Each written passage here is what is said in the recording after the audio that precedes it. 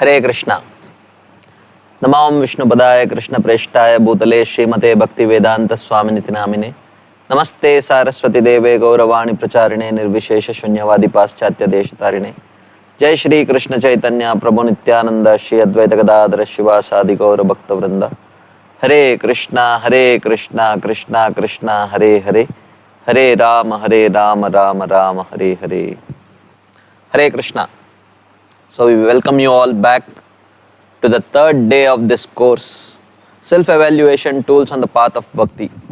So this is part 1 of this course, and today is the third day, and I thank you all very much for coming again to hear the third day session.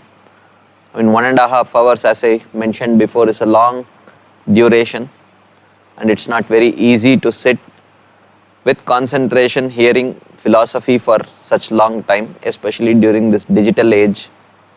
So I really appreciate your sincerity and appreciation for the subject matter. So today I'll do a very quick recap of what we discussed yesterday.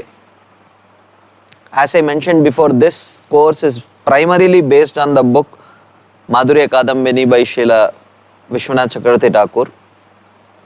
And on the first day of this course, we discussed the Mangalacharan, and we also discussed on the theme of how one receives the seed of devotion and what that seed of devotion is. We discussed on that subject matter quite elaborately. It actually spilled over the second day also.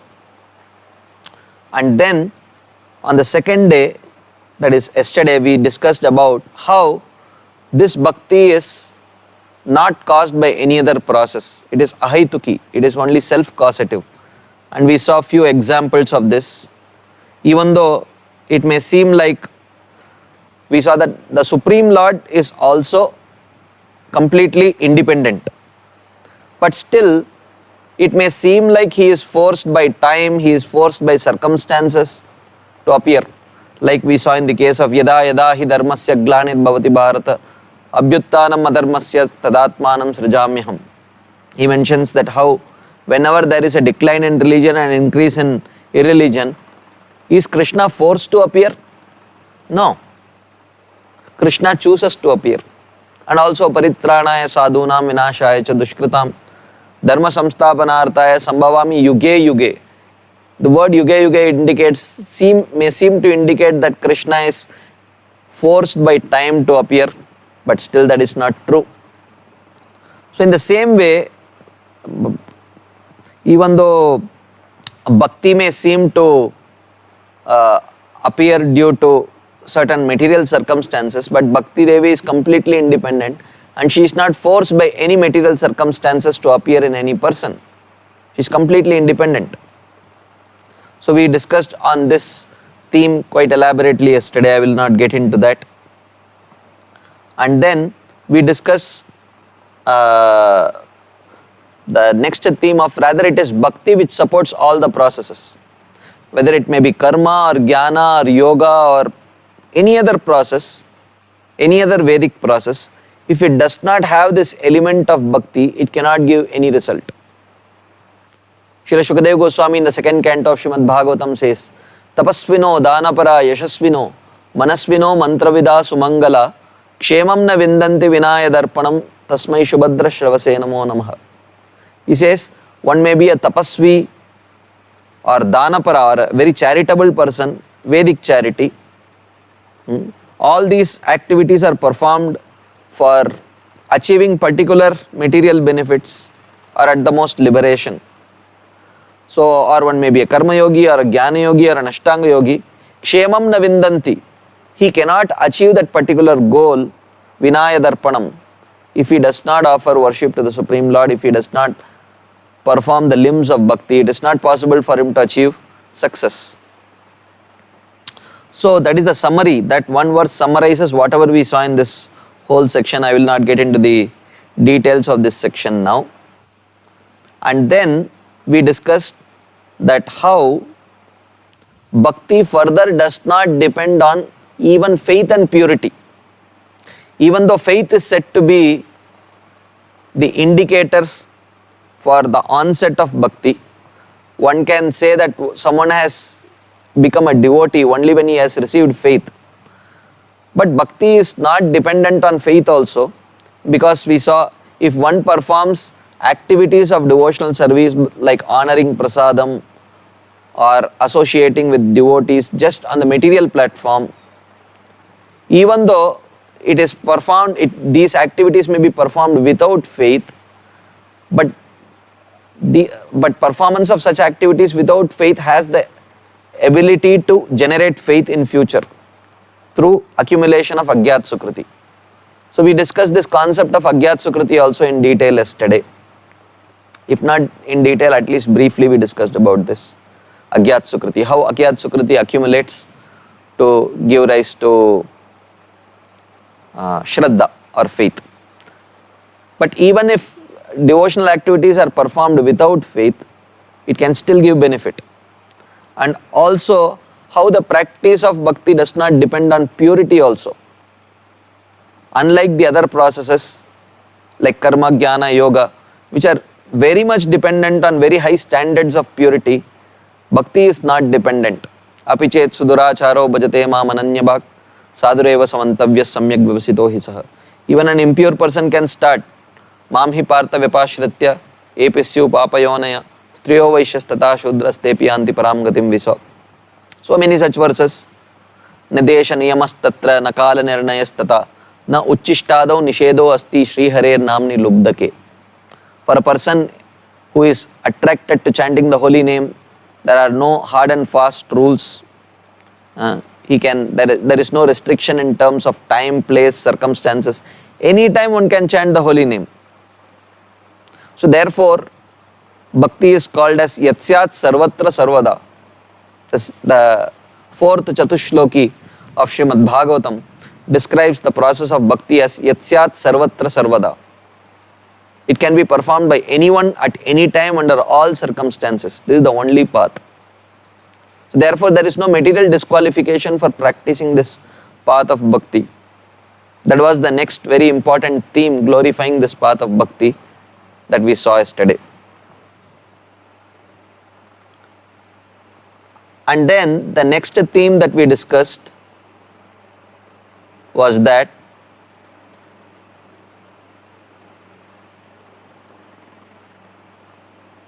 bhakti is, we didn't discuss this theme.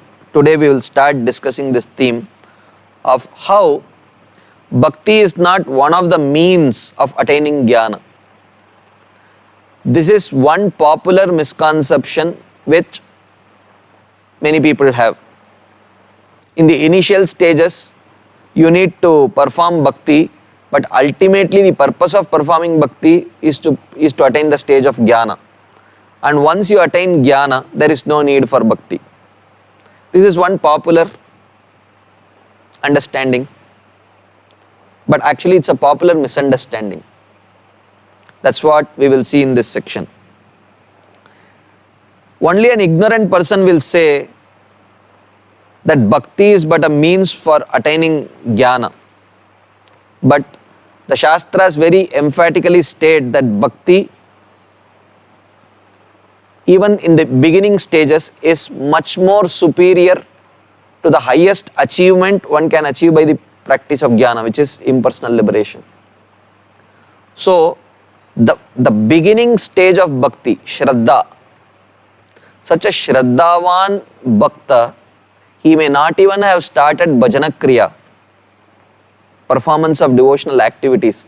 Such a devotee is greater than a person who has perfectly achieved liberation also, impersonal liberation. Because what this person will eventually achieve by nourishing that faith through the water of hearing and chanting will be incomparably greater to the destination of liberation. So therefore, in the Bhagavatam it is said, Muktim dadati karhichit smana bhakti yogam. This verse we saw yesterday. Muktim dadati, the Supreme Lord may give liberation very easily. But in order to give prema bhakti, he will think 100 times, because Krishna has to surrender to such a person. He will have to become the puppet of such a person.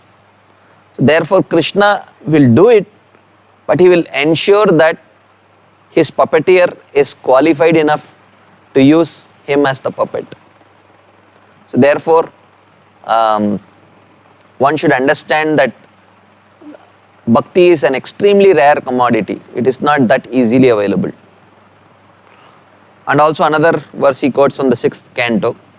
Muktanam api siddhanam narayana parayana sudurlabha prashantatma kotishvapi mahamuni. It is mentioned that Muktanam api siddhanam, amongst the perfected, liberated persons,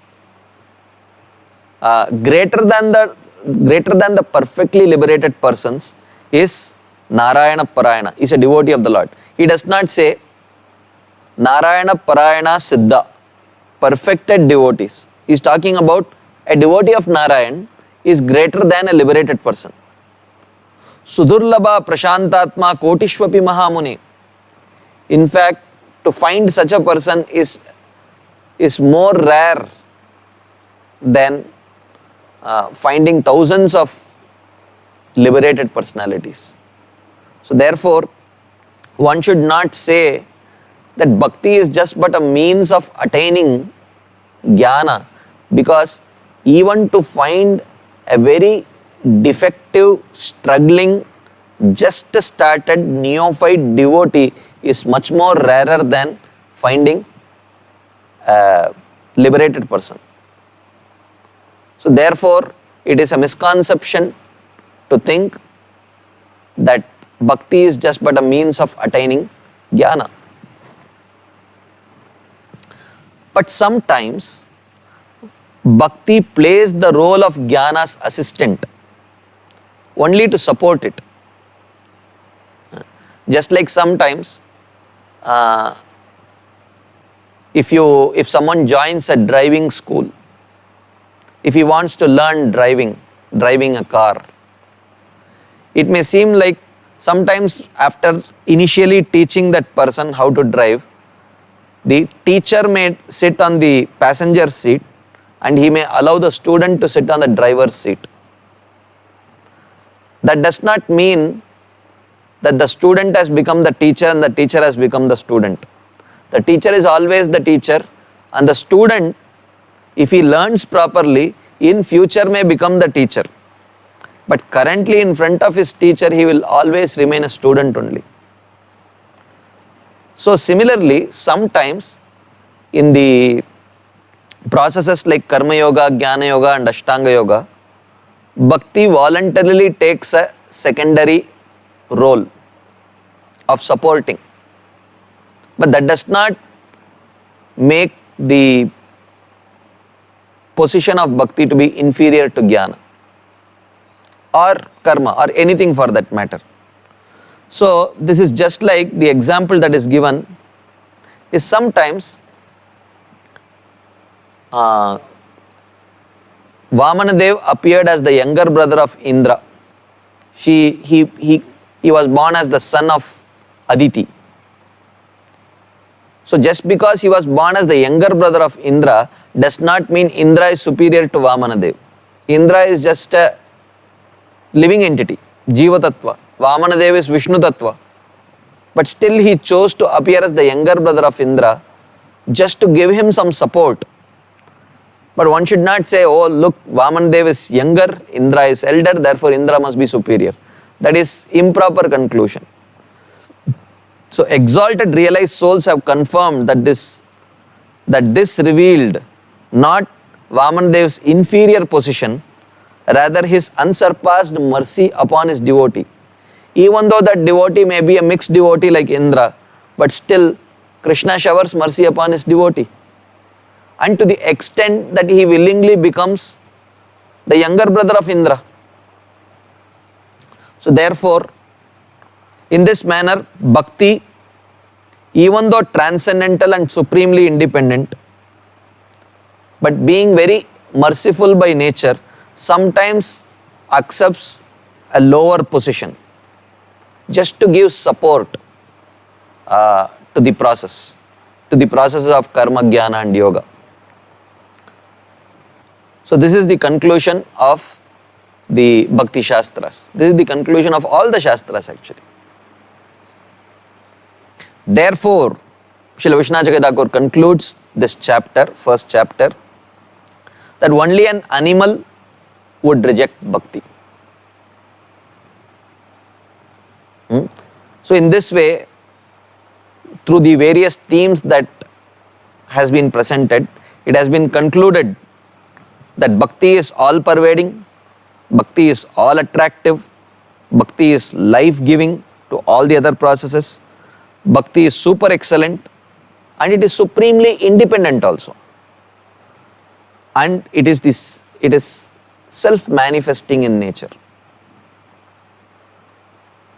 So therefore, if one still prefers a process other than bhakti, after understanding all such glories of bhakti, if one still prefers to perform a process other than bhakti, then he should be considered seriously lacking any good sense of judgment. Only a foolish person will make such a choice. So therefore, the Shastras also say, Kovaina seveta vina naretaram. So only a non-human or an animal would refuse to serve the Lord. So if one is a human being but does not take to the process of bhakti, then he should not be considered as a human being at all. So therefore, if you see what we have discussed in the last 2 days and little bit of the third day, it addresses a very important misconception that people have. People say, this includes devotees. One common misconception is that first become a human, then become a devotee. First become a gentleman, then become a devotee, then think of becoming a devotee. This is a very common understanding. But this is not supported by scriptures. The scriptures are very clear and categorical in mentioning that there is no material disqualification for practice of bhakti. Conditioning, inherent bad qualities, lack of good qualities is not a prerequisite for taking up to bhakti. This is very clearly mentioned in the scriptures. Rather, all those destruction of bad qualities and manifestation of good qualities is inspired by the presence of bhakti in the heart of the practitioner only. Kleshagni and Shubhada. So therefore, to say first become human then become a devotee is not necessarily the right understanding. In fact, one who does not take up to bhakti cannot be considered a human being only. Kovaina seveta vina naretaram. So therefore one can become, rather I would say, one can become more and more human, and what to speak of human, but become divine only by taking up to bhakti. So if one has non-human tendencies, then the only solution for such non-human tendencies is bhakti. Rather, one should not say that first cleanse yourself of those non-human tendencies and then take up to bhakti. That is not correct understanding. That is not supported by the scriptures. So this, in one sense, you can say is the conclusion of this first chapter that we have discussed in this book of Madhurya Kadambini. So to summarize the first shower or the first chapter of this book, we have seen some 10 topics. The first topic is that the highest understanding of the absolute truth is Akhila Rasamrita Murti. This was the first theme that we discussed. And then we discussed that how the Lord and Shuddha Bhakti are self-manifest and independent. In this theme, we discussed elaborately on how one receives the seed of devotion. And then we saw the Lord bestows His mercy and pure bhakti through the devotee. This was the conclusion of our discussion that we discussed in the second theme. That the Lord distributes His mercy of pure devotional service through the agency of his devotee. And the fourth theme that we discussed was that the Lord in this way becomes subservient to his devotee. Even though the Supreme Lord has all supreme independence, he willingly surrenders that independence of distributing bhakti to his devotee. He voluntarily surrenders the retailership of distributing bhakti to his devotee. And the fifth theme that we discussed was how bhakti is not caused by any other process. And in the sixth theme we discussed, rather it is bhakti which supports all the processes, all the other processes, karma, jnana, yoga, like that. And then such an exalted path of bhakti, interestingly, is available at a very low price. It is not even dependent on prior existence of faith, and it is not even dependent on purity of heart. To start bhakti, anyone can start. And in the eighth theme that we discussed was that bhakti is, one should not think that bhakti is a means of attaining jnana. This is a misconception. Rather, sometimes bhakti plays the supporting role of jnana. It acts as the jnana's assistant or karma's assistant or yoga's assistant only to support it. Just like Vamandev appeared as the younger brother of Indra just to support the devatas, and that in no way proves that Vamanadev is inferior to the devatas. In the same way, bhakti also sometimes takes a secondary role in karma yoga, jnana yoga and ashtanga yoga just to support them. And finally we concluded, therefore, after understanding all such glories of bhakti, if one still rejects that bhakti and chooses to perform any other activity, such a person should be considered as an animal. So this is like the quick summary of what we have seen till now in the first chapter of Madhurya Kadambini. So just a reminder, the first chapter of Madhurya Kadambini spoke about the super excellence of the path of bhakti over all the other paths. Now we will move on to the second chapter or the second shower of nectar, Dvitiya Amrita Vrishti. So this chapter is titled The Development of Bhakti as Shraddha, Sadhu Sangha and Bhajana Kriya. And within Bhajana Kriya we will be discussing Anishtita Bhajana Kriya, unsteady devotional practice. What happens at the stage of unsteady devotional practice? The early stages of devotional service. That's the subject matter of this book. Interestingly, Srila Vishwanath Chakravarti Thakur starts this second chapter by mentioning, this work is not a refutation on Mayavad. Because there is a similar book which was written probably by Srila Vishwanath Chakravarti Thakur only, which is titled as Aishwarya Kadambini. So in this book, Aishwarya Kadambini,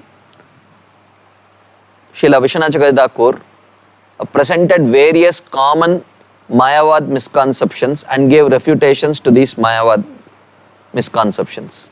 So therefore, because this book is similarly titled Madhurya Kadambini, Srila Vishwanath Chakravarti Thakur is indicating, if you are looking for some Mayavad Khandan, some refutation of Mayavad, then don't read further. This book is not talking about any Mayavad refutation, like that. Then he immediately starts that how this bhakti is of two types. One is Raganuga, another is Vaidhi.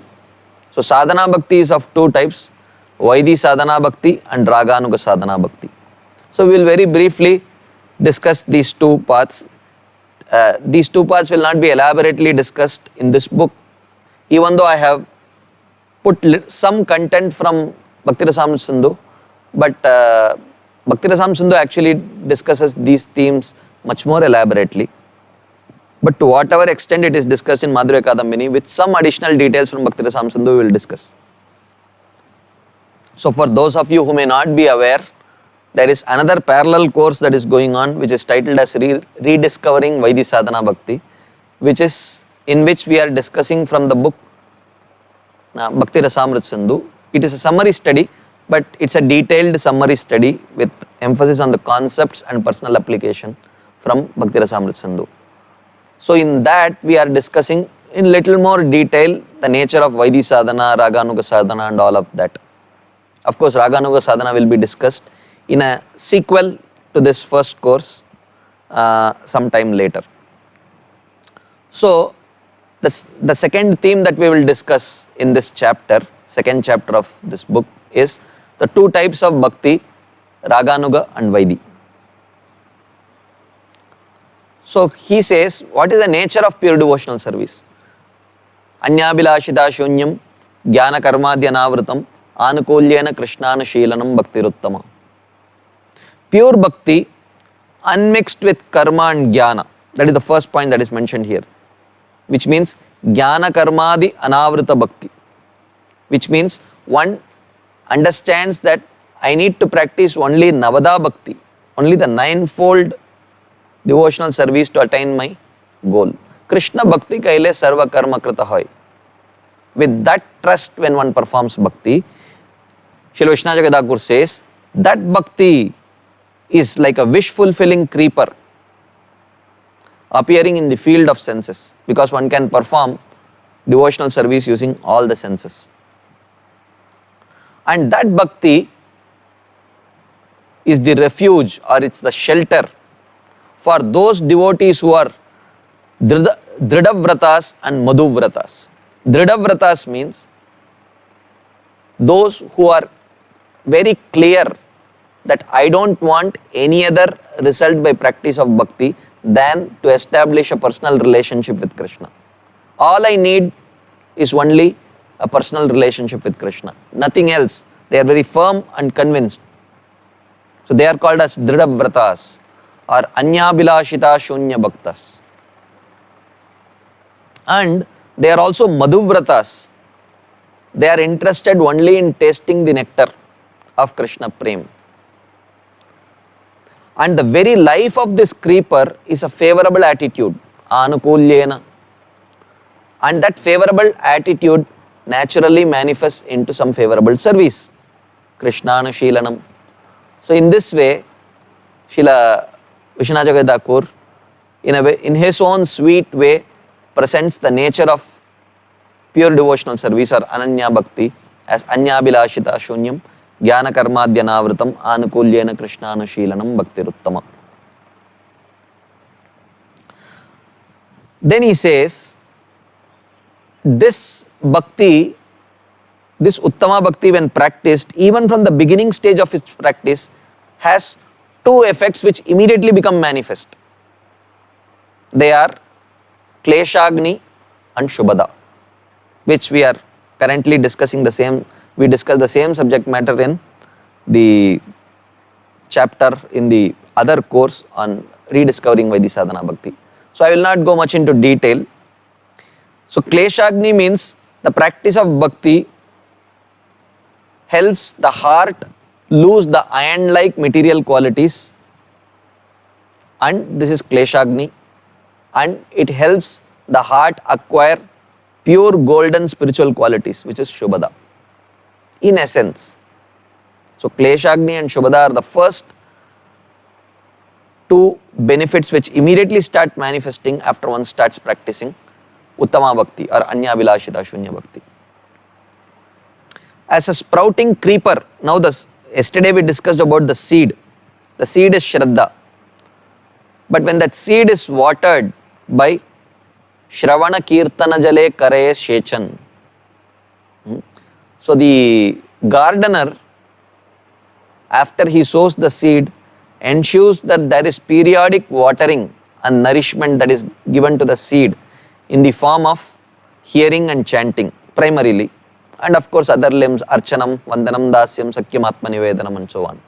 So when the seed gets continuous regular watering in this way, it starts growing into a creeper. And the first sprout of the creeper manifests in the form of two leaves. And these two leaves are the two qualities which are Kleshagni and Shubhada. So first we will discuss Kleshagni and then we will discuss Shubhada. And he says that in these two leaves, if you have observed a leaf generally, the upper portion is smooth and the lower portion is little rough. And the upper smooth portion is here compared to Raganuga Bhakti or Raga Bhakti, and the lower rough portion is compared to the Vaidhi Sadhana Bhakti. So the Raga Bhakti is in a superior position due to the presence of some spontaneous greed pertaining to the Supreme Personality of Godhead. So desiring a particular relationship with the Supreme Lord. So therefore Raga Bhakti, because of its spontaneity, is considered to be superior. Just like whatever service a mother can do, more or less, at least physically, a nurse can also do. But definitely that love and spontaneous affection for that relative which the mother has, that cannot be replicated by the nurse. Ultimately the nurse is driven by a monetary stimulus. Whatever she is working, he or she is working for some monetary gain. Even though the same service could have been done by that nurse, maybe even little bit with little more finesse than the mother, but the mother has that spontaneous affection for the child. That spontaneous affection cannot be replicated by the nurse. So therefore, but this analogy is defective. I would say not defective, just this analogy is incomplete. Because ultimately, Vaidhi Sadhana Bhakti becomes Raganuga Sadhana Bhakti. So in one sense, by stretching this analogy a little bit, you can say ultimately one might start his or her career as a nurse, but eventually she herself may become a mother also. And at that time, spontaneous affection for her own child will manifest. In this case, every Vaidhi Sadhaka, at least those in the path of Gaudiya Vaishnava Sampradaya, or at some point or other, if they practice the process according to the teachings of their own acharyas, that Vaidhi Sadhana is eventually meant to become Raganuga Sadhana.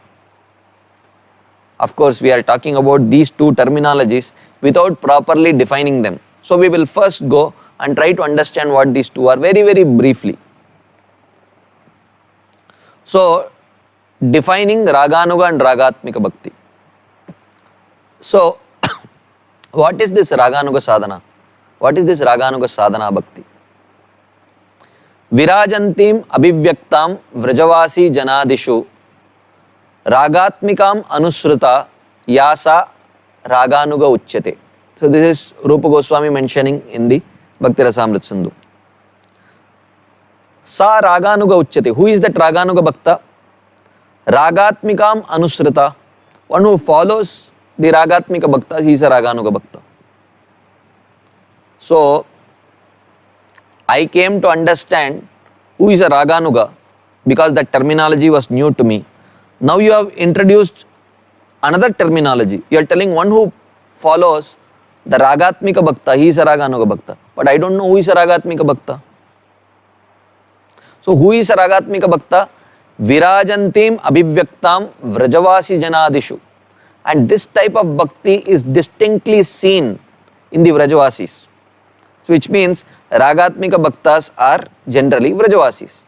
So one who follows, one who tries to mold his own practice of bhakti by seeing the Vrajavasis' practice of bhakti, he is a Raganuga Bhakta.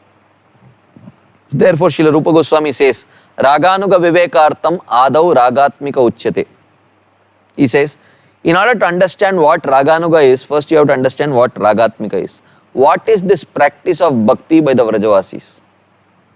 He says, Ishte Swarasiki Raga Paramavishtata Bhavet Tanmayi Yabhavet Bhakti Sa Atra Ragatmika Udita. He says, Ishte Swarasiki Raga Paramavishtata Bhavet. Raga, because this is Ragatmika. So Raga is Raga Swarasiki Paramavishtata Bhavet. Raga means a spontaneous, deep thirst for Ishte, for the object of love, which is Krishna. So Ishte Swarasiki Bhava Raga Paramavishtata Bhavet. So Raga means a spontaneous, deep thirst for pleasing Krishna. That is Raga. Tanmayi Yabhavet Bhakti Sa Atra Ragatmika Udita. And that bhakti which is solely impelled by this intense, spontaneous, deep thirst for pleasing Krishna, that bhakti is called as Ragatmika Bhakti.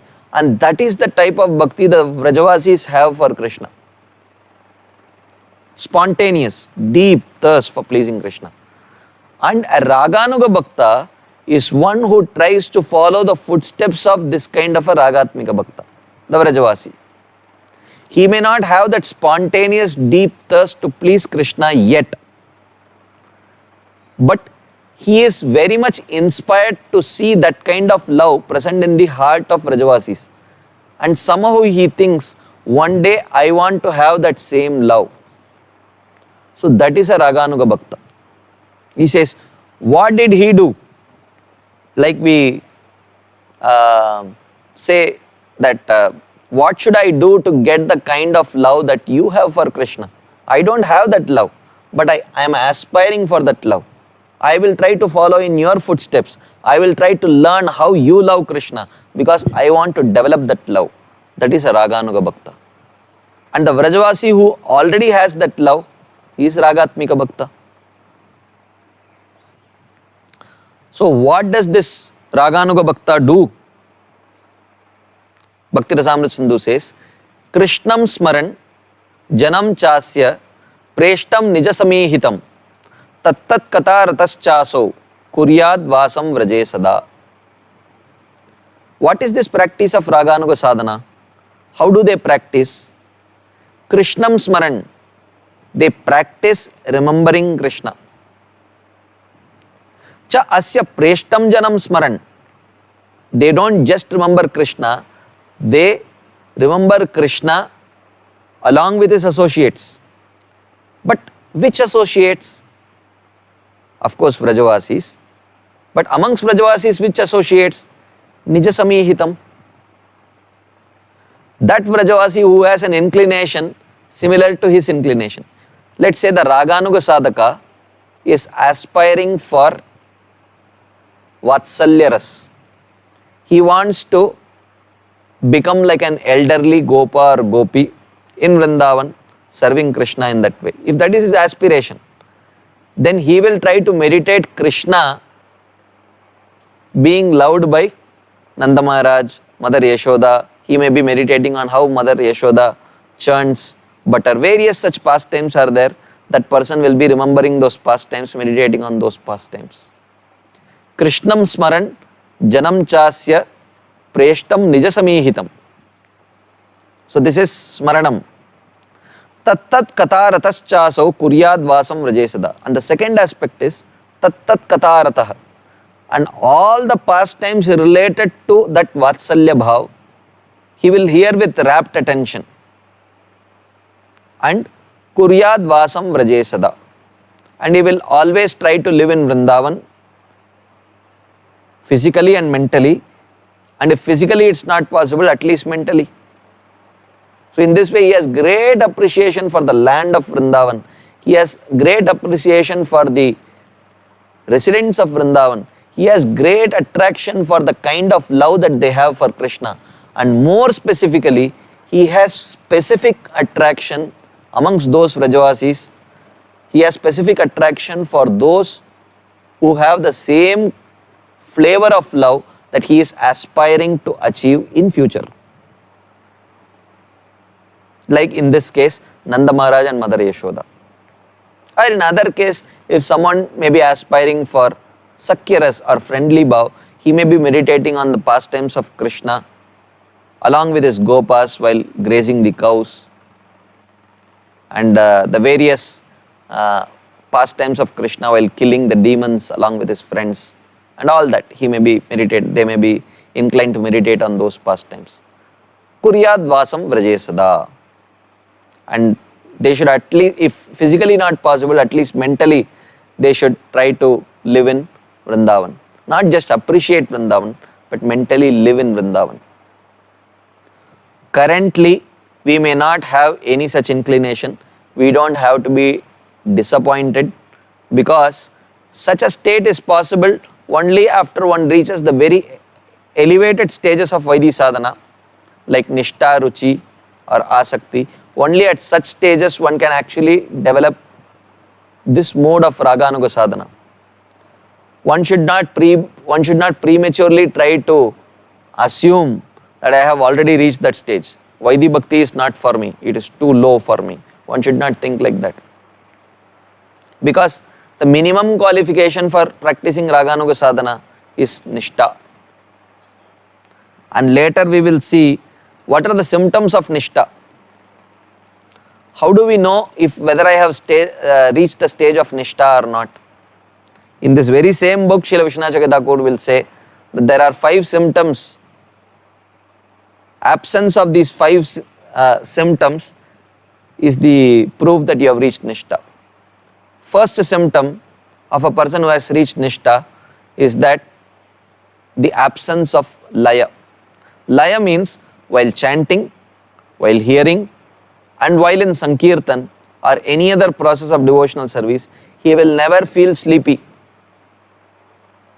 This itself is a big roadblock, because while hearing this statement only, maybe at least a good percentage of you are already dozing.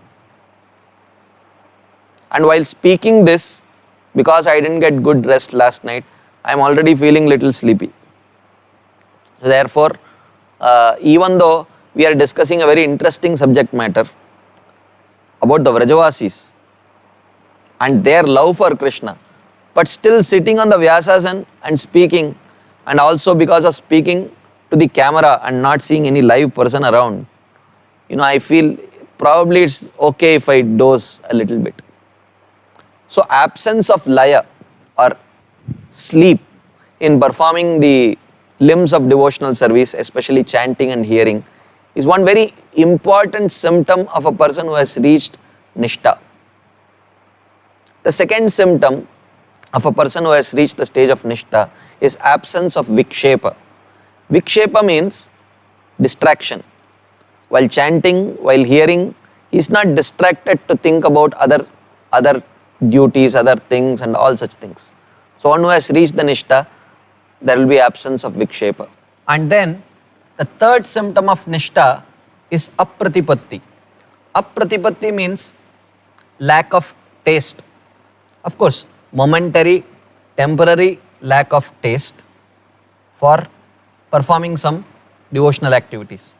Let's say if someone comes and tells, Prabhuji, seems like you are free, I am also free for the next 1 hour. Let's sit and chant some extra rounds.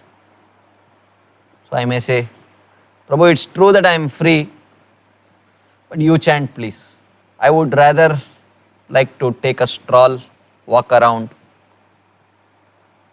Just that I am not getting the mood to chant today, that's all. So Apratipatti, for a person who has reached the stage of Nishtha, that momentary lack of taste, he has crossed that stage. So that is the third symptom of a person who has reached the stage of Nishtha. And the fourth symptom is absence of Kashaya. Kashaya means past bad habits.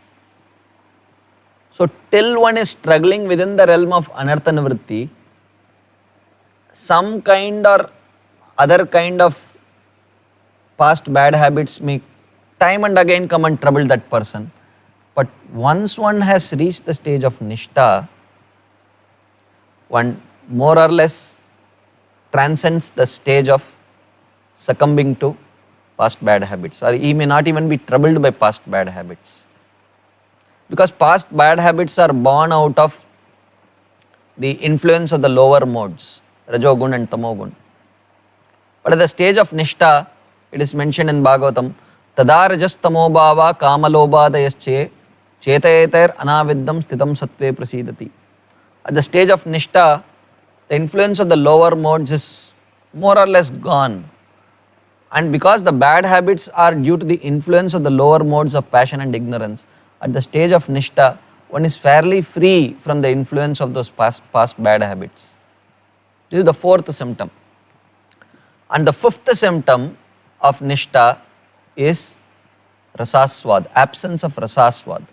Rasaswada means a desire to enjoy material objects, a lingering desire, not constant, maybe a lingering desire to enjoy material objects is also not there at the stage of Nishta.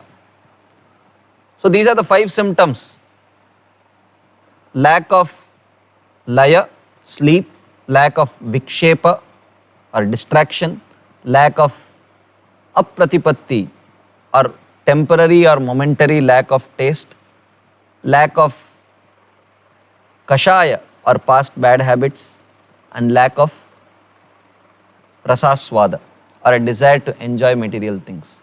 So this course, as we saw early, is self-evaluation tools on the path of bhakti. At this juncture, we can use this opportunity to evaluate, because we have been discussing about practice of Raganuga Sadhana Bhakti. And as I mentioned before, to practice Raganuga Sadhana Bhakti, actually Nishta is a prerequisite. At least one must be on the level of Nishta, if not Ruchi or Asakti. And we saw that these are the 5 symptoms of Nishta. So we can evaluate, are we at this stage that we are no longer troubled by these 5 obstacles? Then we can definitely think of practicing Raganuga Sadhana Bhakti. Till then, we should very diligently practice Vaidhi Sadhana Bhakti, because such diligent practice of Vaidhi Sadhana Bhakti will only elevate us to the stage of Raganuga Sadhana. Kintvadarad anudinam kalusaiva jushta swadvi kramad bhavati tad gadamula hantri. Srila Rupa Goswami in his Upadeshamrit, Nectar of Instruction, in the 7th verse of Nectar of Instruction, Srila Rupa Goswami says, it is true that in the early stages of one's practice of bhakti, one may not have sufficient taste for chanting, for hearing, and for other such things, for doing deity worship. But if one carefully, kintu adarad anudinam kalusaiva jushta, but if he respectfully, regularly, and in a very regulated way, he performs those very same activities. Kintu adarad anudinam kalusaiva jushta, sa eva jushta. If he engages in those very same activities with respect, regularity and regulation, swadvi kramad bhavati, gradually those very same activities will lose their bitterness and they will start becoming more and more tasty. So in this way, by respect, regulation and regularity, one slowly comes to the stage of Nishta, which is characterized by these 5 symptoms, absence of these 5 obstacles. Then one can naturally, then in the next verse Krishna says, in the next verse Srila Rupa Goswami, in the 8th verse of Nectar of Instruction, then he talks about Raganuga Sadhana Bhakti. Tan nama rupa charitadi sukirtananu smrityor kramena rasana manasi niyojya tishtan vraje tad anuraga jananugami kalam nayet tadakilam iti upadesha saram. So he says, then if you practice your bhakti in this respectful, regulated and regular way, then you will develop some nishta, some ruchi, then you can think of smrityor kramena rasana manasi niyojya tishtan vraje. Then you can think of staying in Vraja, tad anuraga jananugami, and you can think of becoming a follower of the Vrajavasis. Kalam nayet tadakilam iti upadesha saram. But this is the essence of all the instructions, that eventually you should try to become a follower of the Vrajavasis, but not prematurely. Therefore, before the 8th verse of Nectar of Instruction comes the first 7 verses of Nectar of Instruction.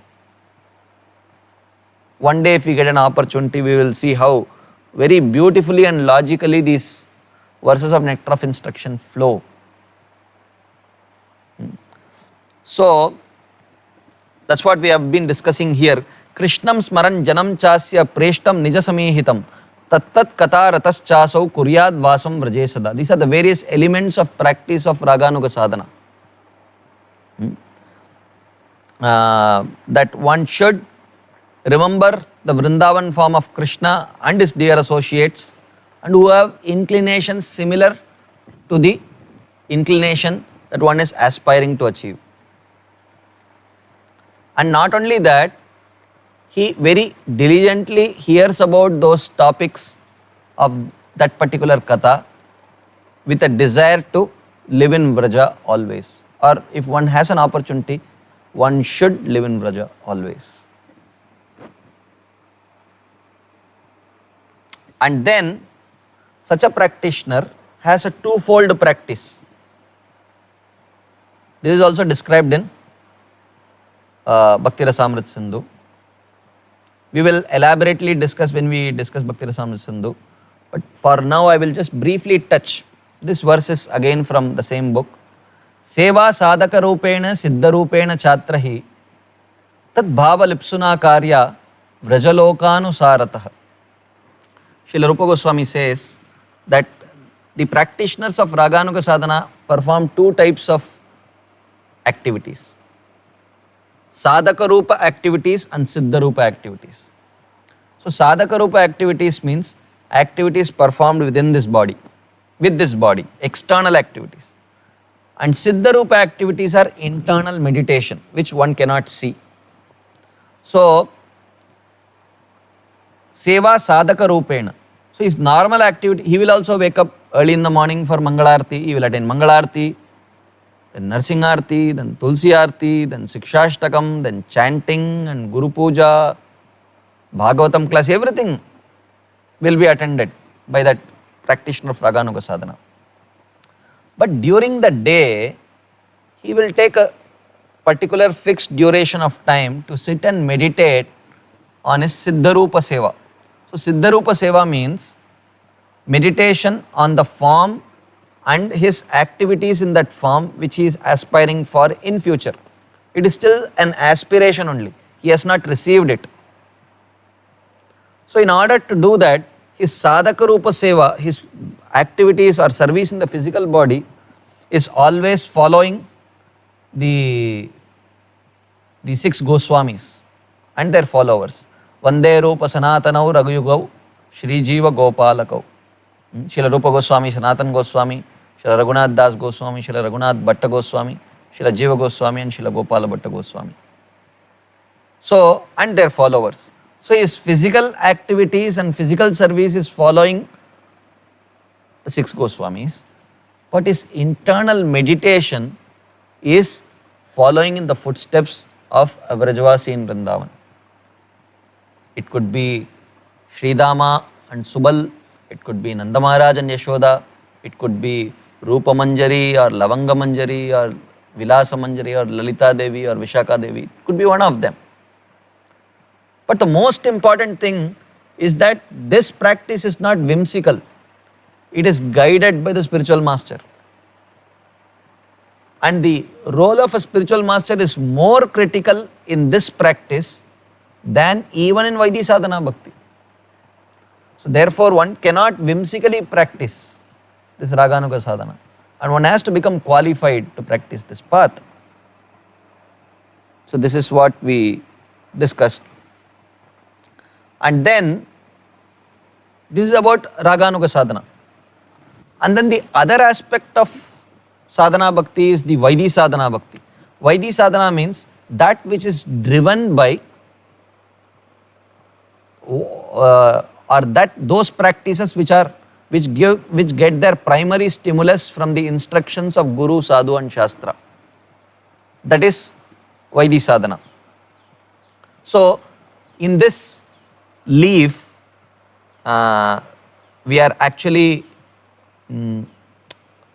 imagining, or Srila Vishnu Jagadhakur is inspiring us to imagine this creeper of bhakti has just now sprouted and two fresh green leaves have sprouted from that. And these two green leaves are Kleshagni and Shubhada. And the upper portion of the leaf is the smooth portion of Raganuga's bhakti, and the lower portion is the rough portion of Vaidhi sadhana bhakti. But of course, it is rough and inferior, it is mentioned.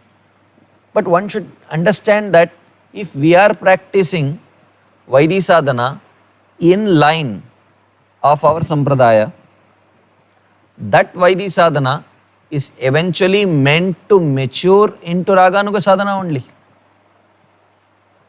One should not understand it any other way. It will definitely mature into Raganuga sadhana. That's why Srila Prabhupada, he opened 108 temples. And in all 108 temples, he installed deities. And after installing the deities of Radha and Krishna, he instructed his followers, here are their lordships, you have to worship them, but worship them in the mood of Lakshmi Narayan, in the mood of awe and reverence. But if you see, if Srila Prabhupada wanted his followers to eternally worship the deities in the mood of Lakshmi and Narayan, he might have as well installed the deities of Lakshmi Narayan. Why did he have to install the deities of Radha and Krishna? Because even the Vaidhi Bhakti practiced by our Gaudiya Vaishnavas is naturally and organically meant to blossom into Raganuga sadhana. Therefore, even from the beginning stages of our bhakti, Vaidhi sadhana bhakti, the devotees are encouraged to meditate on this verse. Aradhyo Bhagavan Vrajesha Tanayas Taddama Vrindavanam Ramya Kachidupasana Vrajavadu Vargena Ya Kalpita Srimad Bhagavatam Pramanam Amalam Prema Pumarto Mahan Shri Chaitanya Mahaprabhor Matamidam Tatradaro Nappara. It is mentioned that the opinion of Chaitanya Mahaprabhu is that Aradhyo Bhagavan Vrajesha Tanayas, the most worshipable Lord is Lord Krishna only, not Nrsimhadev. Of course, Nrsimhadev is worshipable, Lord Narayana is worshipable, Lord Vishnu is worshipable. Everyone is worshipable. But the most worshipable deity for the Gaudiya Vaishnavas is Krishna. And not Krishna in Dwaraka or Mathura, but Krishna in Vrindavan. Tad Dhama Vrindavanam. And who are our role models to teach us that worship? Ramya Kachid Upasana Vrajavadu Vargenaya Kalpita. The gopis of Vrindavan. What is the proof of the superiority of such a worship? Srimad Bhagavatam Pramanam Amalam. The spotless Pramana, the proof is Srimad Bhagavatam. And what is the goal of performing such a worship? Prema Pumarto Mahan. Of all the Purusharthas, of all the goals of human endeavor, the highest goal is to achieve a loving relationship with Krishna in Vrindavan. So even the beginning practitioners of Krishna consciousness who are recommended to practice Vaidhi sadhana still know that the goal that they are aspiring for through their practice of Vaidhi sadhana is a goal that is aspired for by all the Raganuga sadhakas actually.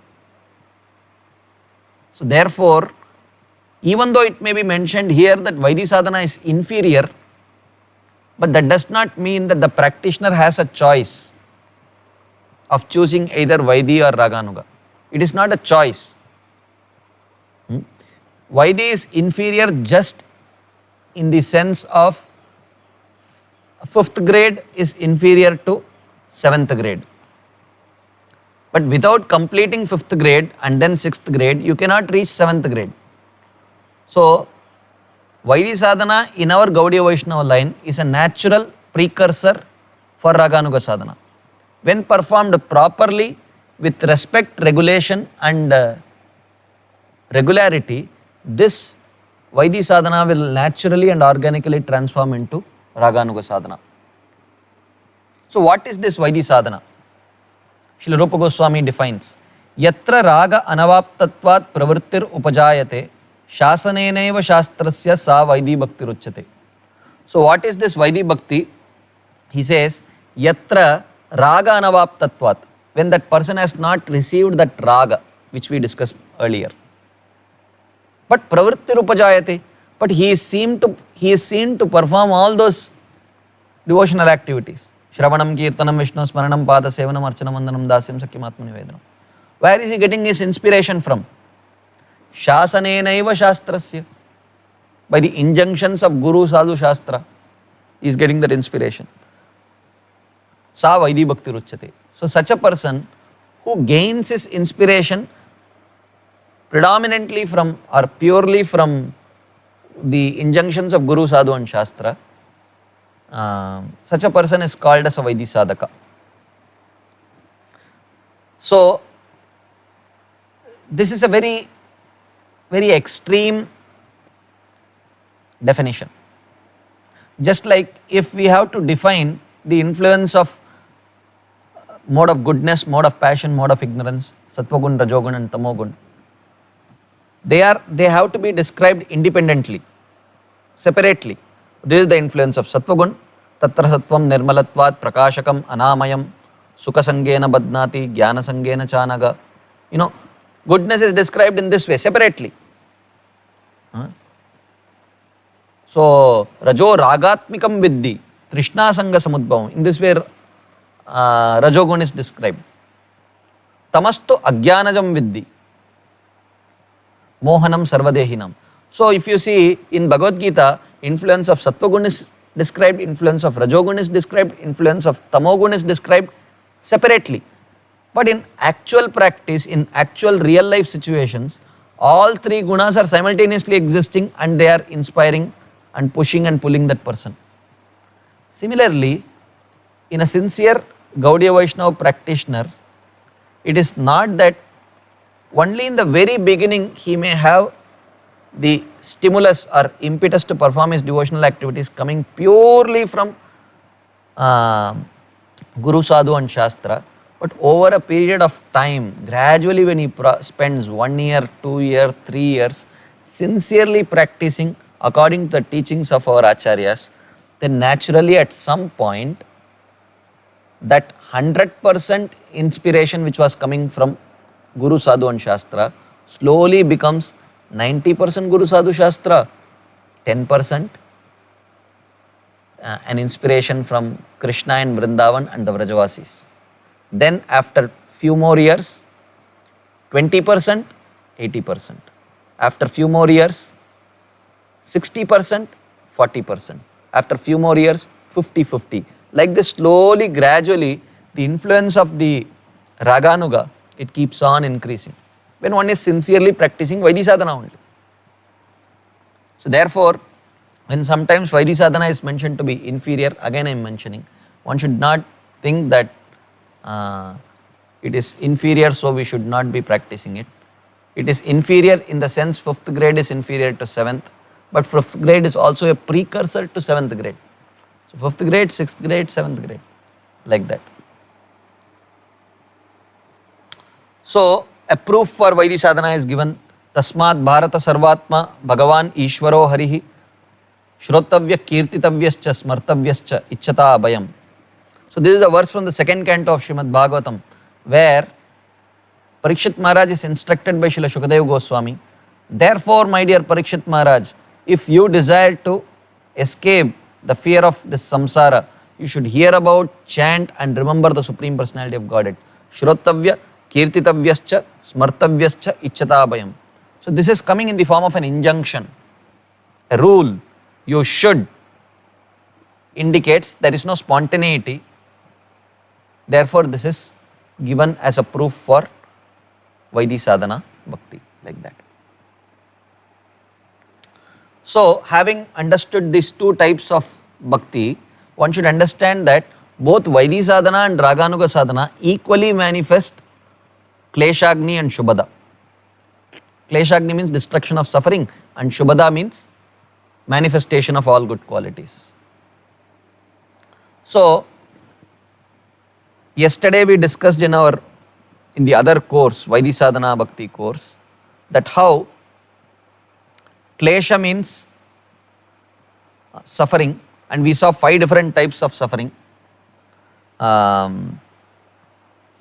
like avidya, bijam, papam, aprarabdha and prarabdha. So the 2 manifestations of suffering is aprarabdha karma and prarabdha karma. Prarabdha karma means the suffering which one is supposed to experience in this lifetime, and aprarabdha karma means the suffering which one would experience in future lifetimes. But before this suffering comes, why one has to suffer? Because he has performed from some sinful activity for that. What inspired that sinful activity? A sinful desire. What inspired the sinful desire? A past experience of enjoying performing some sinful activity, vasanas, or which is called as avidya. So, Kleshagni means bhakti has to destroy all these 5 stages of suffering. 3 causes and 2 manifestations of suffering. Prarabdha and aprarabdha is the manifestation, and avidya, bijam and papam are the causes of suffering. So, what are the kleshas? So, Srila Vishnu Jagadhakur says, it is true that prarabdha karma and aprarabdha karma is also actual suffering, but we will just focus on the klesha, means the cause of suffering, which is avidya and bijam. The past vasanas and the desires, sinful desires that are born out of those vasanas. So, here he says, this klesha is of 5 types: avidya, asmita, raga, dvesha and abhinivesh. So, avidya means past impressions, as we saw the other day. Past impressions of enjoyment, they are called as vasanas. Vasanas are samskaras. So, which karma vasana? Avidya, utayak karma vasana, it is mentioned. So, the inspiration for performing any activity comes from a desire to perform that act, and the desire to perform that act comes from a past experience of enjoying performing that activity. So, that is called as vasana. So, this is the first, avidya. To mistake that which is impermanent to be permanent, that which is full of misery to be blissful, that which is impure to be pure, and that which is not the self to be the self. This is avidya.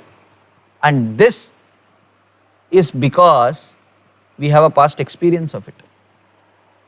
Even though we know that engagement in sense gratification leads to suffering, but still our past experience says, but still you enjoyed it. You enjoyed that rasgulla.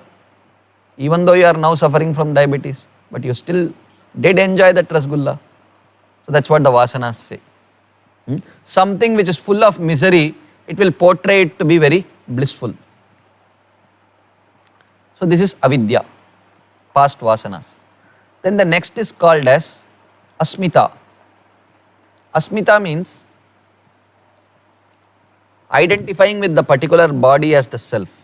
Asmi, as in dasosmi or bossosmi, I am the boss, I am the das, whatever it is. Self-identification. Purushosmi, Striosmi, I am a male, I am a female. So like that. So that personal, that identification is called as asmita. Asmita, like that. So this is called as asmita. And then the third is called as raga. Raga means these past vasanas may be good or bad. If we had a good experience with some sense object, then it transforms into raga, an attachment for enjoying that sense object again. And if we did not have a good experience with that particular sense object, let's say Karela sabji, then as soon as we think of Karela or as soon as we see Karela sabji ready to be served on our plate, we develop that dvesha or repulsion or hatred. Oh, why should I eat this today? Like that. And then this raga and dvesha further transforms into what is called as abhinivesh. Abhinivesh means intense absorption. What I like, I want to ensure that I keep getting a regular supply of it. What should I do to regularly keep getting what I like? What should I do so that others don't get what I like? So that all that stock I should get. And dvesha abhinivesh is what I don't like, what should I do so that I can escape from coming in touch with it. So in this way we are constantly absorbed in raga abhinivesh, dvesha abhinivesh, raga abhinivesh, dvesha abhinivesh, like this. So therefore, this absorption is what keeps us busy in this material world. So any kind of absorption could be in any of the emotions. It could be absorption due to joy, it could be absorption due to fear, it could be absorption due to hatred, it could be absorption due to astonishment. All these various emotions have the potential to create absorption in us. So, and it is these emotions which bind us to this material world. It is not the sense objects. So we will try to understand how these sense objects actually transform us, bind us to this material world. So in order to understand this, we have to understand what is on the right of the screen. You see various emotions, emotion of joy, emotion of astonishment, emotion of irritation, emotion of hatred, emotion of anger, a relaxed emotion. Someone is weeping here, lamentation. So how is it that some sense object you come in touch with, it generates so many emotions? Like yesterday, just when I was sitting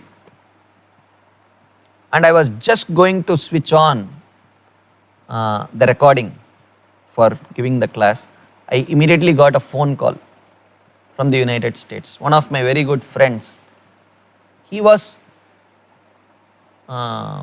inconsolably crying.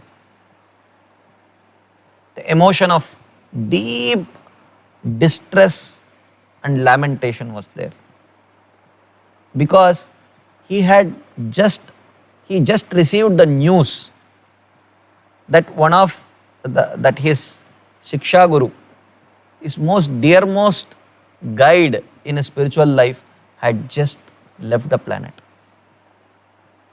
We read so many news. Not all the news generate some strong emotions in us, but some news, it generates very strong emotions.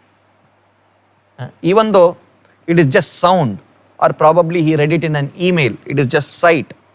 We see so many things, we hear so many things, we smell so many things, but something which is very close to us immediately catches our attention and it becomes an emotion.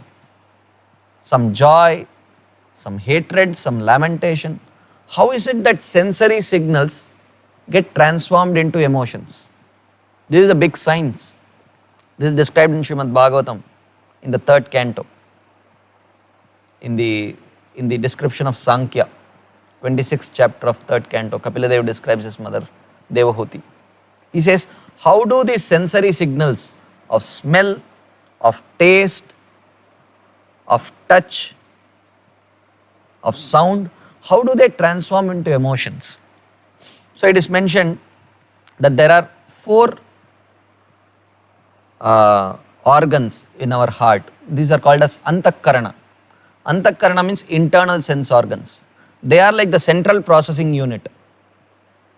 They take all sensory signals and transform them into emotions. So similarly, the same Antakaranas will take the same sensory signals and transform them into spiritual emotions when we reach the stage of bhava and prema.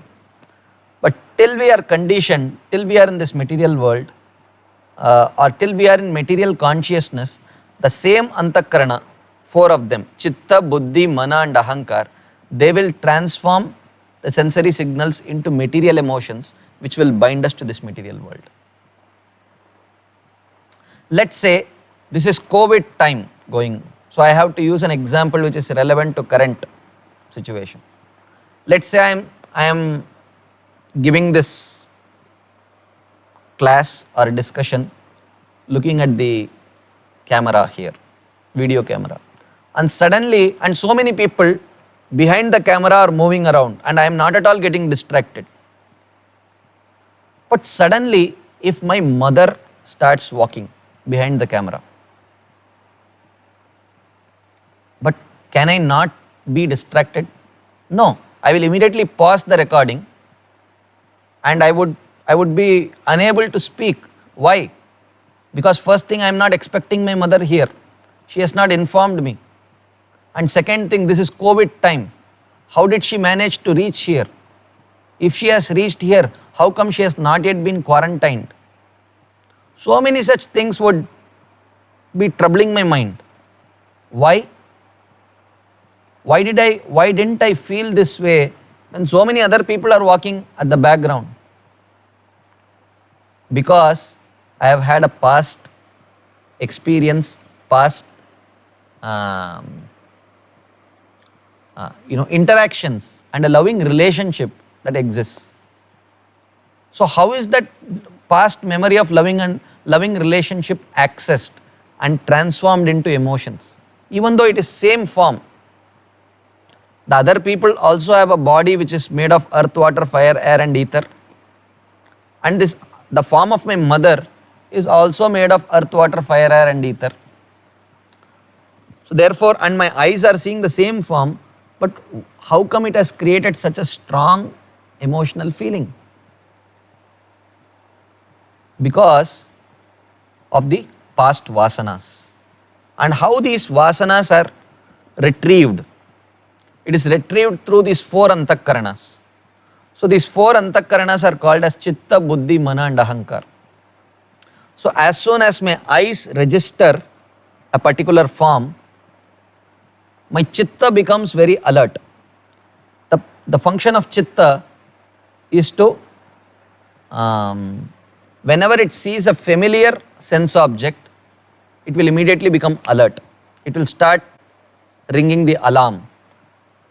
Something familiar, something familiar, something familiar, like that. And immediately the mind and intelligence become alert. The intelligence start first doing the research work. What is that familiar sense object? He says, oh, the sense object is a form, and that form is the form of your mother.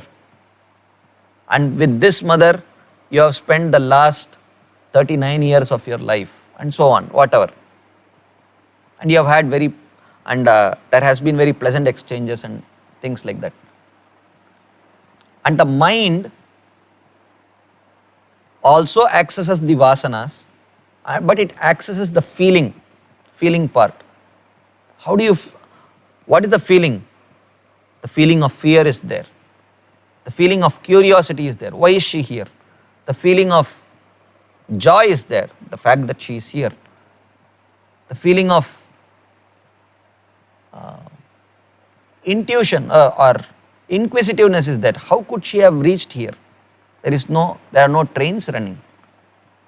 Why did she reach here? All those things, all those various feelings are accessed by the mind.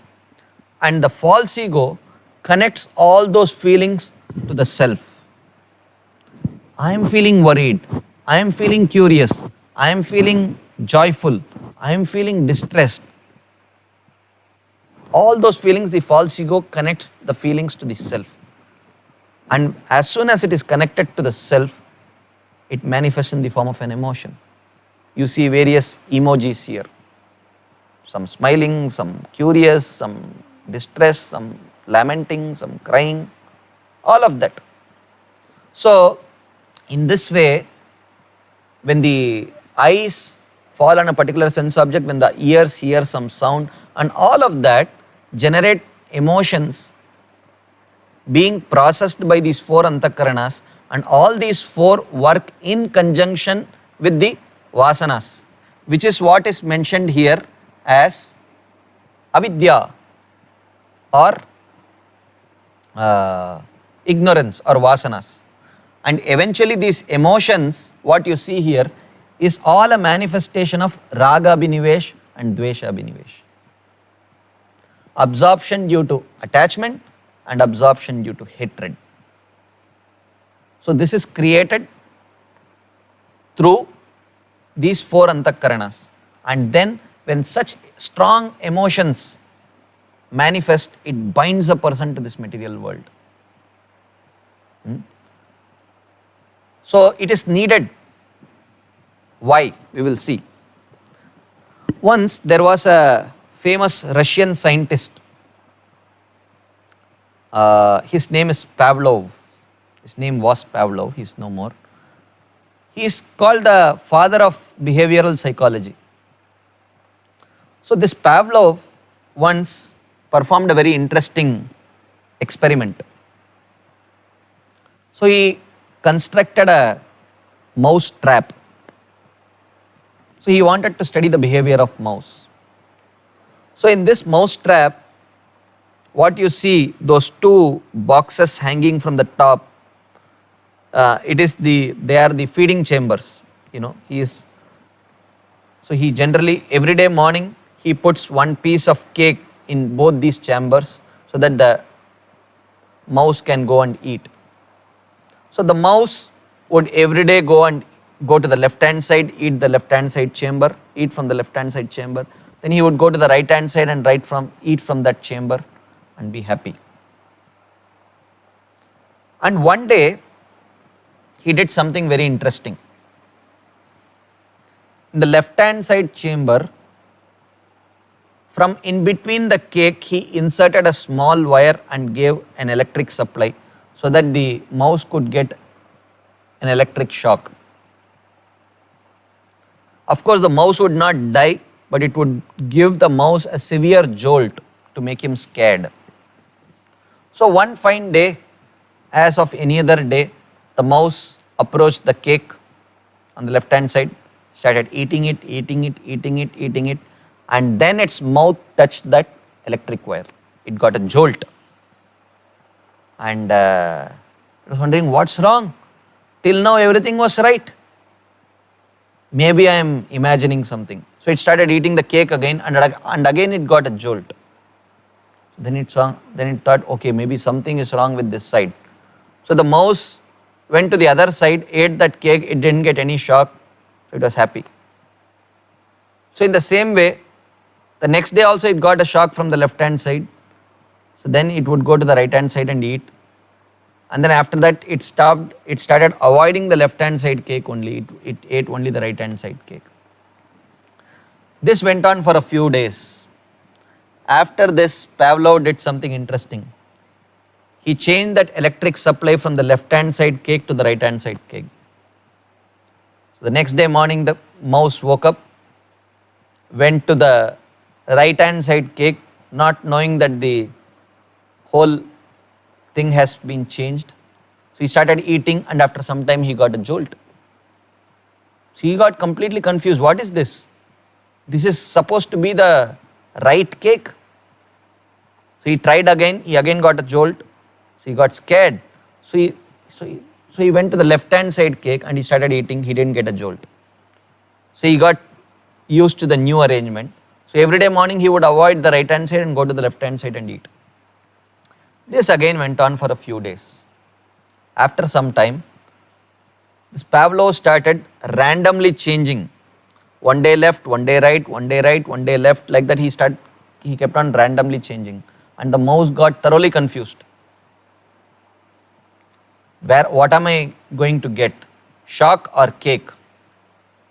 So he observed that the mouse would run to the right hand side with great eagerness to eat that cake. Raga binivesh, absorption and enjoyment. But he would just stop in front of the cake, completely confused. What if I get a shock? Dvesha binivesh. I want to avoid that shock. And then he would run to the other side with great eagerness to eat that other cake. But then he would stop. What if I get the shock? Dvesha binivesh. In this way, he started running back and forth, back and forth, back and forth, back and forth. And in the meantime, Pavlov opened that mouse trap door. The mouse can escape now. And he kept a big piece of cake outside. Guess what the mouse did? You might have guessed that it would have come out and run away. It might have come out and eaten the big cake. Actually, the mouse did not even notice that the trap door was open. The mouse kept on shuttling back and forth, back and forth, back and forth, back and forth, and died inside the mouse trap only. It could have escaped, but it didn't even notice. So therefore, this is Krishna's way of trapping. So this Pavlov's mouse is all of us, the conditioned souls, who decided to turn our face away from Krishna. Krishna, we don't want anything to do with you. Why our enjoyment has to be always dependent on you? Can't I enjoy separately from you? Krishna says, sure, why not? I will facilitate it. But for that you will have to forget me. So I will put a curtain.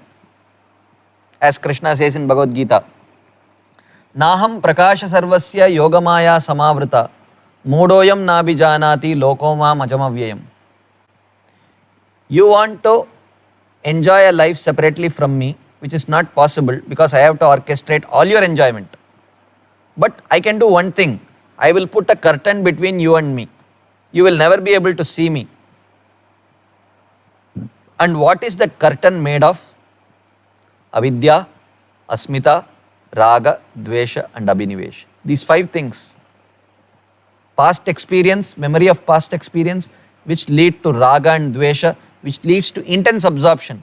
And we get so much absorbed in enjoying in this material world, experiencing these various emotions of joy and sorrow and lamentation and hankering and all these. It keeps us so busy that we don't observe Krishna.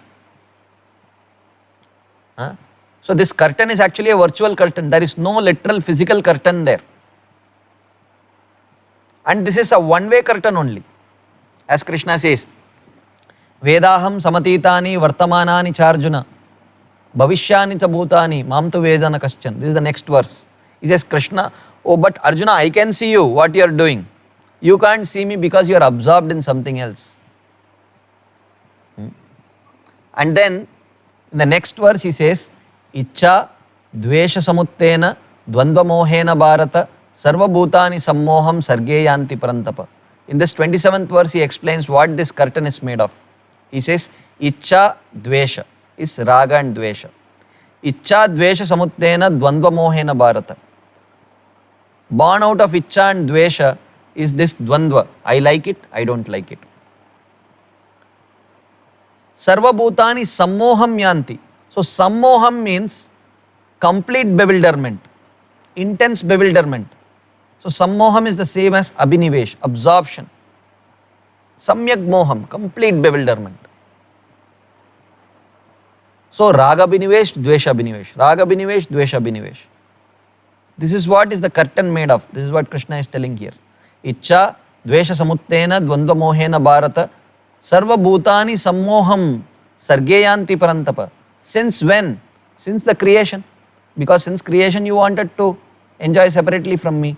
So I had to put this curtain so that you would not see my presence. And from behind the curtain I am facilitating all your enjoyment here in this material world. So that you be peacefully engaged and absorbed in this material world without ever seeing my presence. But as devotees, we want to re-establish that relationship back with Krishna. What is the means of re-establishing that relationship back with Krishna? Krishna says in the next verse, Yesham tu antagatam papam jananam punyakarmanam te dvandva moha nirmukta bhajante mam dridavrata. O Arjuna, but those people, Yesham tu antagatam papam, those who have, here papam refers not just to sinful reactions, here papam refers to those sinful vasanas, which is causing raga and dvesha. He says, those, in order to destroy abhinivesh, absorption, you have to destroy raga and dvesha. In order to destroy raga and dvesha, you have to ultimately destroy avidya, or the past impressions or vasanas. How do you destroy them? Yesham tu antagatam papam jananam punyakarmanam. Punyakarmanam. Punyakarmanam means pleasing activities. By activities which are very pleasing to great devotees, great souls, to Krishna. Which activities are very pleasing to great souls? Bhakti. So, Yesham tu antagatam papam jananam punyakarmanam, te, those people, dvandva moha nirmukta, they can overcome raga and dvesha, dvandva moha. Because avidya is gone, there is no raga, no dvesha. Because there is no raga, no dvesha, there is no abhinivesh. The mind is not completely absorbed in this material world. So what happens? Bhajante mam dridavrata. It leads to dridavrata bhajan. Dridavrata bhajan means determined worship of Krishna, which is nishta. So basically, jananam punyakarmanam, or performance of bhakti is bhajana kriya. Yesham tu antagatam papam indicates anartha nivritti. So by practice of bhakti or by bhajana kriya, when anartha nivritti happens, eventually what results? Dridavrata bhajan or nishta. So ultimately, to reach this stage of nishta, the anarthas or kleshas in the form of avidya, asmita, raga, dvesha and abhinivesh has to be destroyed, and bhakti perfectly accomplishes this task. This is what here Srila Rupa Goswami is, Srila Vishwanath Chakravarti Thakur is trying to explain. And we developed this curtain because first we desired to envy Krishna. It is all born out of envy. Bhayam dvitiya abhiniveshitasyat ishad apetasya viparyayo asmritihi tan mayayato buddha abhajettam bhaktyaika esham gurudevatatma, it is mentioned. Bhaktyaika esham gurudevatatma. Ishad apetasya, for that jiva who has become averse to the Supreme Lord, Krishna covers himself. Okay, you are burning with envy seeing me. So I will cover myself from your vision so that you be peaceful. And that curtain is made of this avidya, asmita, raga, dvesha and abhinivesh. And he says, see in this verse it is indicated, Ishadapetasya, when the jiva has chosen to turn his face away from Krishna, Krishna buliya se jeev bhogavancha kare, nikatastha maya tare, jhapatiya dare. So he says, Ishadapetasi, this jiva has turned his face away from Krishna, therefore bhayam syad, therefore he will have to experience the fear of samsara. And what is that fear of samsara? Viparyaya. It has two forms. Viparyaya means identification with the body, and asmritihi, lack of remembrance that I am not this body, I am the soul. Then what happens? Because he is identifying with the body, this is asmita. and he is not thinking that he is the soul, which is avidya, this leads to dvitiya abhinivesh. Dvitiya abhinivesh means raga abhinivesh and dvesha abhinivesh. This is absorption. And this is all orchestrated by the Lord's Maya. What is the solution? Tasmat buddha, therefore the intelligent person, Guru Devatatma, he must accept the Guru as the Supreme Personality of Godhead, worship him, worship the Supreme Lord by the practice of pure devotional service. Then, yesham tu antagatam papam, jananam punyakarmanam, te dvandva moha nirmukta bhajante mam, Dridavrata. One will come to that stage. So I will just, so therefore the stages, and further also bhakti destroys not just the kleshas in the form of, basically what we saw in Bhakti Rasamrita Sindhu, avidya, bijam, papam, prarabdha, aprarabdha. Between avidya and bijam, few more stages are added. Avidya, asmita, raga and dvesha comes before bijam. Bijam is abhinivesh. That abhinivesh leads to action, like that. So we have had a little more elaborate discussion that Srila Vishwanath Chakravarti Thakur has given in this book, and also this is from Srimad Bhagavatam also. So bhakti actually destroys all stages: aprarabdha, prarabdha, avidya, asmita, raga, dvesha and abhinivesh. And there are a few proofs given from the Bhagavatam for destruction of aprarabdha karma. This we already discussed in the Bhakti Rasamrita Sindhu course, Rediscovering Vaidhi Sadhana Bhakti course. Yata agni susamriddharchi karotyedamsi basmasat tatamad vishaya bhaktir uddhavenamsi kritsnashah. Krishna says, O Uddhava, just like a blazing fire consumes all the firewood, similarly bhakti performed to me destroys all the aprarabdha karma. Then prarabdha karma, Srila Mother Devhuti tells Vyasadev, Yannamadeya shravananu kirtanad yap prahvanad yat smaranad api kvachit shvadopi sadyah savanaya kalpate kutap punaste bhagavannu darshanad. So she says that if a person even once chants or remembers or hears your name, form, glorification and pastime, even if he may be as degraded as a dog eating chandala, very quickly he becomes qualified to perform the Vedic sacrifices, like that. So he is a chandala because of his prarabdha karma, and by practice of bhakti his prarabdha karma is destroyed. And also sinful desires can be destroyed. He quotes a verse from the 6th canto of Srimad Bhagavatam, where the Vishnu Dutas are speaking to the Yamadutas. Taistan yagani puyante tapodana vratadibihi nadarmajam tad hridayam tad api ishangri sevaya. One may practice some karma, jnana, yoga, tapasya, etc. to destroy the prarabdha and aprarabdha karma. But the root cause of that desire, the root cause of those reactions, which is sinful desire, is not destroyed by any of these practices, but it is destroyed only by practice of bhakti. Then finally, bhakti destroys avidya is also described through this beautiful verse from the 4th canto of Srimad Bhagavatam, where the 4 Kumaras say that only by bhakti can one destroy the deep-rooted vasanas within the heart, whereas the unintelligent karma yogis, jnana yogis, etc., they do not know this. Therefore, they keep on rotating in the wheel of samsara. Whereas the bhakti yogi, by practice of bhakti, very easily uproots this deep-rooted desire for material enjoyment in the form of vasanas. So this is about Kleshagni. So it took us quite a long time to discuss this. So tomorrow we will continue this discussion from Shubhada and quickly complete this chapter and move on to the next chapter.